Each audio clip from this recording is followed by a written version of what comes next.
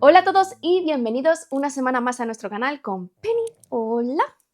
Y yo soy Mary y hoy os traigo la novela de La Brújula Dorada o Luces del Norte de Philip Pullman. Se trata de una novela de fantasía steampunk por este escritor británico, originalmente titulada Luces del Norte, pero que después de la película de 2007 se impuso el título americano de La Brújula Dorada. Es también la primera parte de la trilogía de la materia oscura y este libro se publicó en 1995. En principio, Philip Pullman no tenía un target a la hora de escribir la novela, pero se suele catalogar dentro de la fantasía juvenil e incluso, por la forma en la que está escrita, podría decirse que se trata de fantasía preadolescente, si no fuese por el hecho de que el universo es verdaderamente complejo y además presenta unas temáticas que tienen cierta complejidad porque entran dentro de la metafísica y de la teología y además hay un número bastante elevado de muertes. Es una trilogía que está muy bien valorada, que ha ganado muchos premios desde su publicación y que por ello se encuentra en varios tops del género. De hecho, os dejo aquí el enlace a algunos de mis tops que incluyen esta trilogía. Al 2007 fue adaptada a una película a la que se metió muchos billetes, pero que fue un desastre porque fue una mala adaptación y una mala película en relación al guión y por ello no se adaptaron los siguientes dos libros, pero después, en el 2019, sí fue bien adaptada a una serie de televisión por HBO y BBC de 3 temporadas que adaptan cada uno de los libros y que, teniendo también una importante inversión y una gran factura técnica, hay también un gran cuidado del producto original y realmente es una serie bien hecha, con un buen guión y que es mucho más fiel a los libros de lo que yo recordaba, porque me los había leído en mi adolescencia y pensaba que había muchísimos más cambios de lo que realmente luego he visto, por lo menos en el primero y el segundo libro que me he leído en el momento de grabar este vídeo. En España está siendo actualmente publicado por Roca Editorial, con el nuevo título de La Brújula Dorada y con un total de 384 páginas. La novela está escrita en tercera persona subjetiva, normalmente desde el punto de vista de la protagonista, Laira Belacqua, que es una niña de 11 años que tiene un carácter muy fuerte y difícil de dominar, incluso por ella misma, que se verá envuelta en una trama muy compleja que involucrará el destino del universo, no solamente de su mundo, después de que decida que tiene que salvar a su mejor amigo Roger cuando es secuestrado. Los personajes son todos tridimensionales y están muy bien desarrollados y aunque es cierto que al final de este libro pues aún les falta mucho por madurar, especialmente a Laira,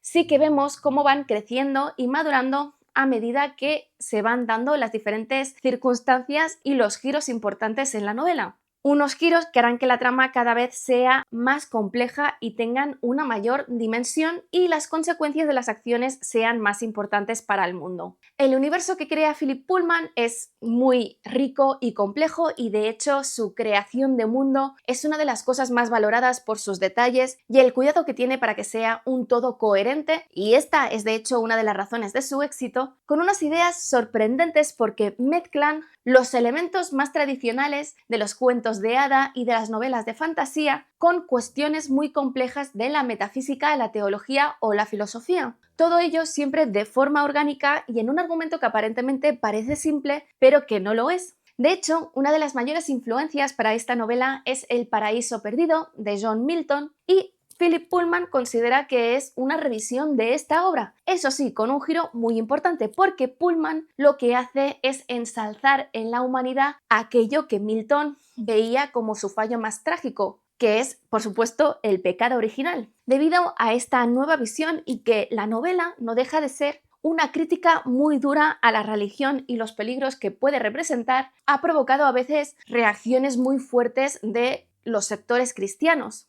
Son novelas, además, en las que suceden muchísimas cosas porque la acción sucede muy rápidamente. Pullman no se detiene a narrar con detalle las acciones que suceden, pero sí que da la información suficiente para que nos las podamos imaginar con facilidad en nuestra cabeza. Y de hecho, en la serie de televisión que adapta todas estas escenas, vemos todos estos rasgos esenciales que Philip Pullman ya había escrito en su novela. Y además trae a la gran pantalla muchos elementos exactamente como nos los imaginábamos, que es sin duda uno de sus mayores méritos. Y tal y como sucede con Dune, pues destaca con el hecho de que desarrolla estas escenas de acción, que Philip Pullman pasa todo lo rápido que puede por encima, presentándonos todos los detalles de una forma realmente espectacular. Pero no todo es bonito, porque leyéndolo de adulta me he dado cuenta de que la narrativa sí tiene ciertos problemas, ya que los personajes, especialmente Lyra, tienen muchas veces una vena histriónica que le quitan naturalidad a sus reacciones y que por otro lado no deja de ser típica de los cuentos de hadas y las novelas de fantasía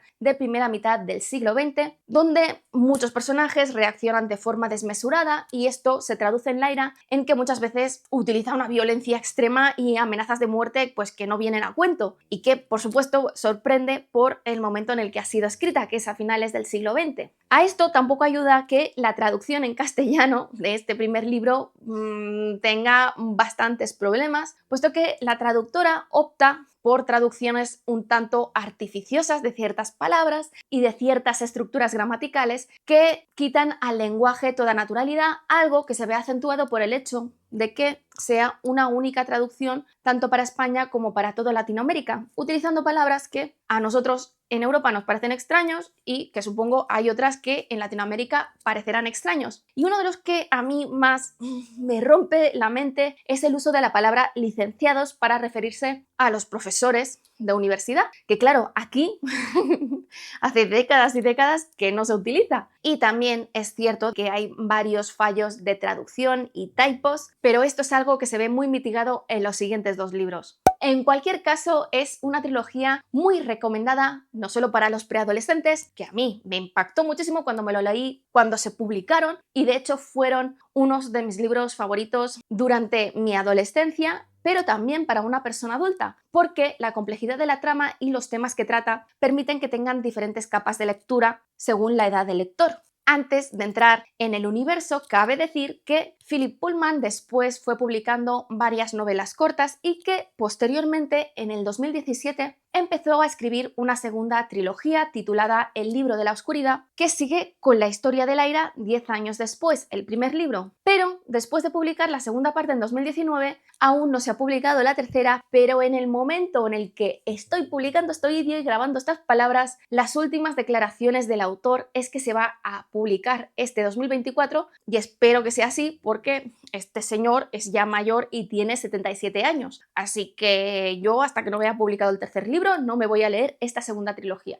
Antes de entrar en la reseña en sí, esta trilogía es una de esas obras que merece hacer una introducción al universo en el que transcurre porque tiene elementos diferenciadores que vale la pena entrar antes de la reseña por si os queréis quedar ahí y leer luego los libros si no lo habéis hecho. Desde el principio de la novela sabemos que la historia va a transcurrir en un multiverso formado por diferentes mundos paralelos, que es algo que se investiga durante la primera novela, pero que no se accede a otros mundos hasta el final de este primer libro. Pero claro, esto hace que a partir del segundo transcurra en diferentes mundos y amplíe el universo a medida que va avanzando la trilogía, tanto en escala como en trascendencia. Esta primera novela transcurre en el universo de la protagonista, de Lyra Belacqua, y es un universo que si lo tuviésemos que comparar con nuestro mundo y nuestra historia, sería muy similar a la era edwardiana del Reino Unido, que corresponde con los principios del siglo XX, por lo que aparece una tecnología limitada que se podría definir como steampunk. Por eso entra dentro del género del steampunk, que es una tecnología vistosa pero poco compleja, ya que ni siquiera vemos coches o aeronaves, aunque sí es cierto que existen globos aerostáticos y cepelines. Las dos características principales de este universo es que, por un lado, el mundo está gobernado por la iglesia de allí y, por otro lado, que los humanos manifiestan una parte de su alma externamente en forma de daimonión. En cuanto a la primera parte, a esta forma de gobierno, que es una forma de gobierno de teocracia, porque no hay separación entre la Iglesia y el Estado. Esta iglesia, que en este universo recibe el nombre del magisterio, domina todo lo que sucede en la sociedad y lo pasa por el filtro de la religión, por lo que los avances tecnológicos y las investigaciones científicas están limitadas por esta visión teológica que por supuesto hace que avance mucho más lentamente porque todo lo que no les gusta se considera herejía y tiene que ser prohibido. Como consecuencia de esto, la estructura social es completamente patriarcal y únicamente los hombres tienen acceso a los lugares de poder dentro del Estado, que a su vez dominan a esta sociedad de forma férrea, sometiéndolo todo a esta visión teológica hasta el punto de que el concepto como física no existe y todo lo que en nuestro mundo relacionaríamos con la física está bajo lo que se denomina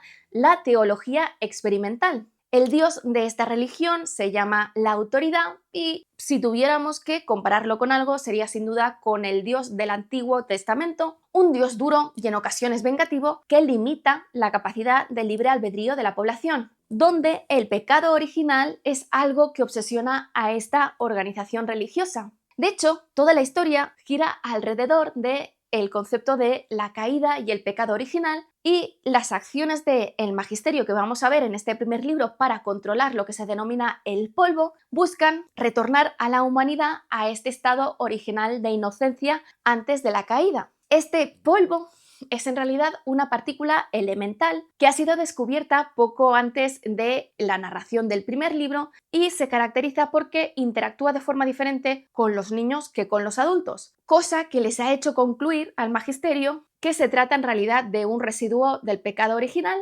así que van a intentar controlarla y destruirla. Este polvo es lo que más adelante se va a llamar la materia oscura, que es el nombre de la trilogía. Por otro lado, el segundo concepto es el de los daimonions, que como os digo es una porción del alma de las personas que se externaliza de forma física en un cuerpo zoomórfico y que hasta la pubertad tienen la capacidad de cambiar de forma de animal y no es hasta pasada la pubertad que adopta una forma definitiva. Este daimonion, formando parte de un único individuo a su vez con la persona en sí, en realidad tiene también su propio carácter y su propia personalidad y su propio nombre, y normalmente es del sexo contrario al de la persona. El humano y el daimonion están unidos por algún tipo de vínculo que no se puede ver a simple vista, pero que existe porque la muerte de cualquiera de ellos conlleva la muerte del otro y además literalmente no pueden separarse físicamente más allá de unos metros porque si esta separación se produce, se termina rompiendo el vínculo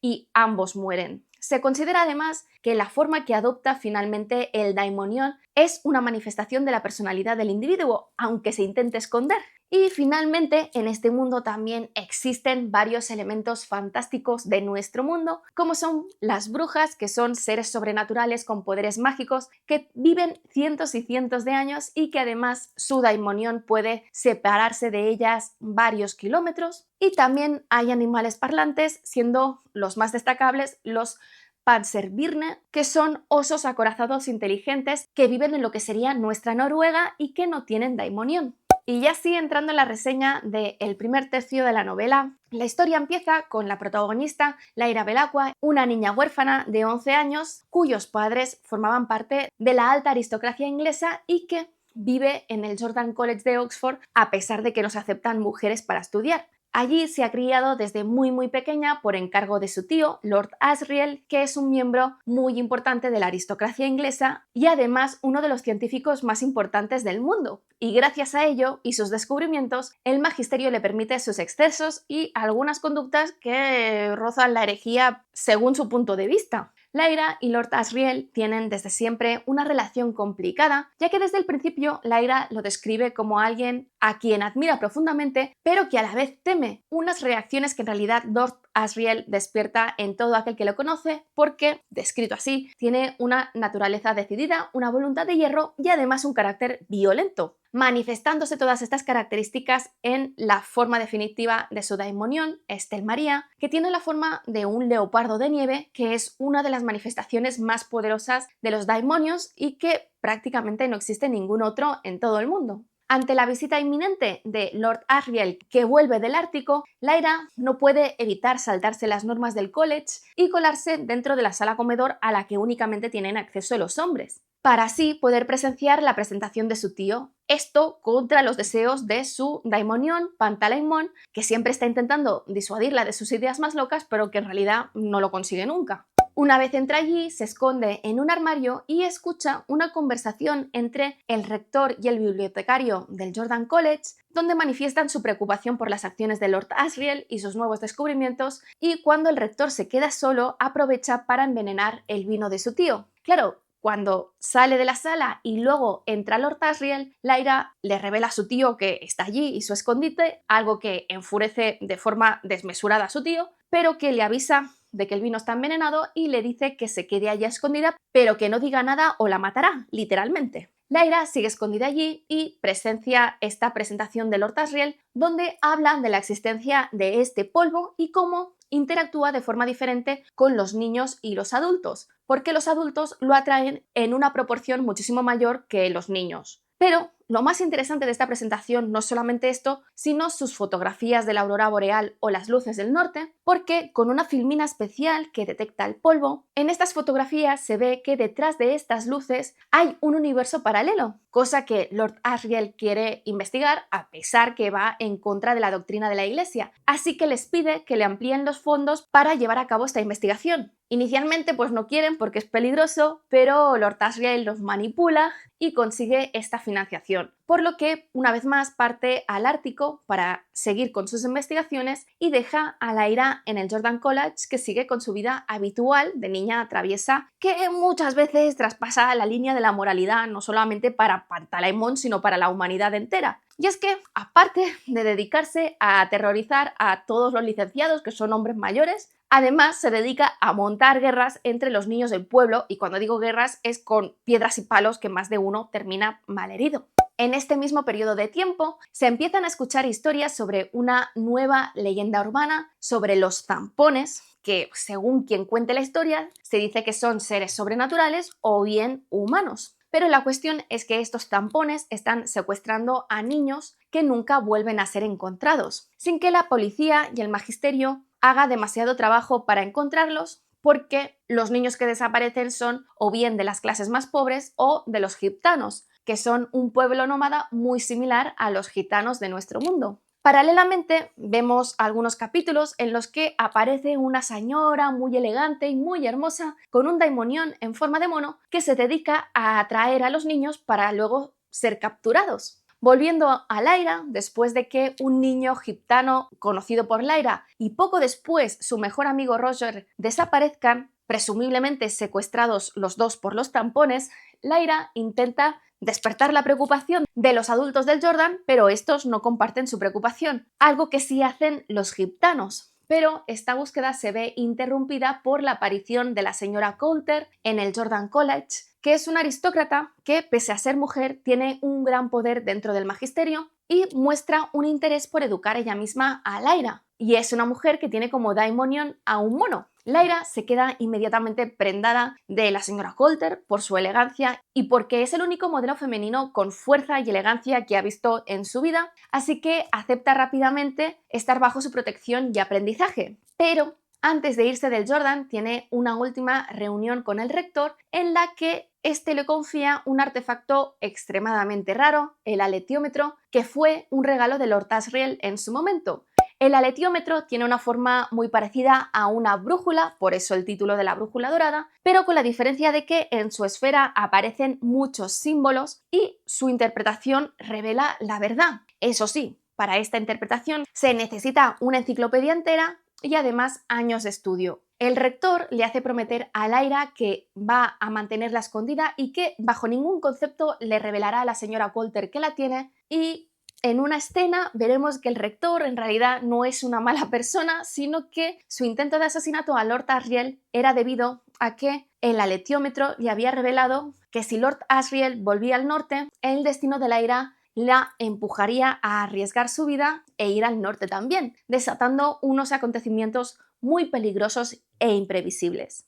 Después de estudiar varias semanas con la señora Coulter y vivir en una burbuja de felicidad y femenina, descubre en una fiesta que en realidad la señora Coulter es la directora de la Junta de Oblación que se dedica a experimentar con niños que secuestran de las calles y que estos miembros trabajan directamente bajo el ministerio y que son los terribles trampones que todos temen. Horrorizada, Lyra aprovecha una fiesta para huir de la casa y en las calles es perseguida por unos hombres, pero es salvada en última instancia por los gitanos que conoce desde hace años, porque cada año pasan unos meses en el puerto de Oxford en sus barcas. Lyra pasará a viajar en el barco de Macosta, la madre del primer niño que desapareció en Oxford, y que de hecho ha estado vigilando a Lyra desde que era muy pequeña porque la cuidó de recién nacida por encargo de Lord Asriel y el rey de los gitanos, John Faa. Precisamente todos los gitanos, suponemos que de Europa por lo menos, se están dirigiendo a una reunión de los gitanos con John Faa, que quiere preparar una expedición y rescatar a los niños secuestrados que han descubierto se encuentran en el Ártico. En esta reunión,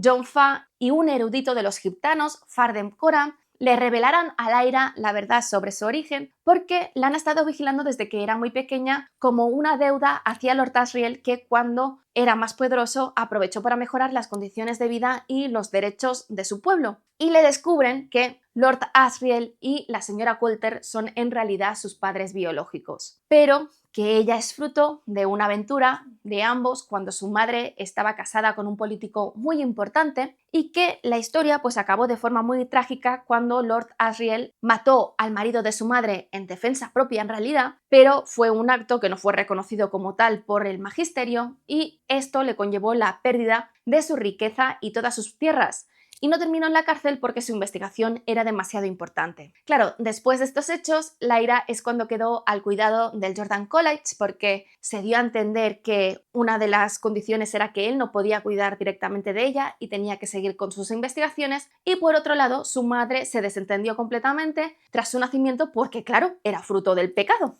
Y bueno, aquí se termina el primer tercio. Espero que os haya gustado. Si es así, dadle al like, dejad comentarios que ya sabéis que siempre los contesto. Si no estáis suscritos, suscribíos y sobre todo, dadle a la campanilla para que YouTube os pueda avisar de cuando cuelgo nuevos vídeos. Que lo siguiente dentro del ámbito de la literatura va a ser Frankenstein de Mary Shelley, Los versos satánicos de Salman Rushdie, La daga de Philip Pullman y después en los cómics el primer integral de Miss Marvel, Fuera de lo normal, de Willow Wilson y Alfona, y el primer integral de Hellblazer guionizado por Paul Jenkins. Nos vemos en el siguiente vídeo.